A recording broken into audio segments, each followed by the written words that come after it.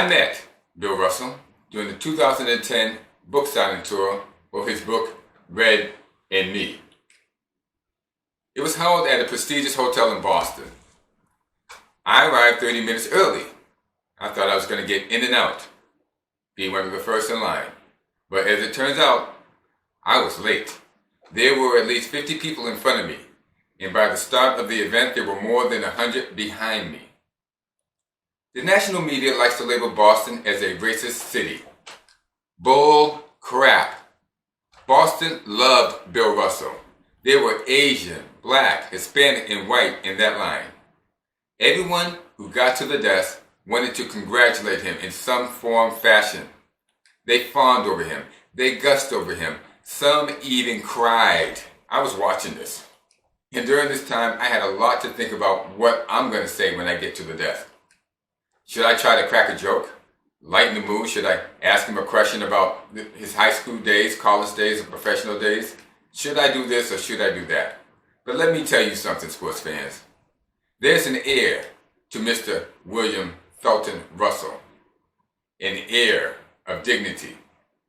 He wore a gray suit and he had the look of a count or a duke or some nobleman. His presence commanded respect. I noticed that he sized up each person before he signed their book. So by the time I reached the desk, all of that comedy that was in me was gone.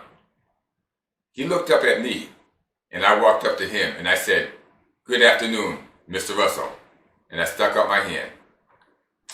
No one else had done this. He looked at me for what seemed an eternity, and then he reached out his right hand, and he made mine disappear into his.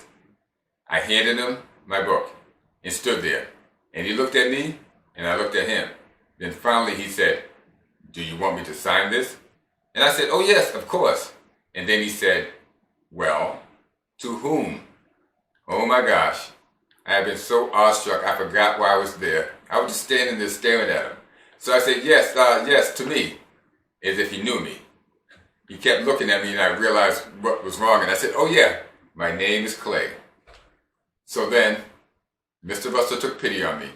And he didn't embarrass me in front of everyone in the room of the hotel by laughing. He put his head down. He signed the book. And then he handed it back to me slowly and stuck out his right hand. And we shook again. And then he said, "Thank you for coming, young man." And I said, "No, Mr. Russell.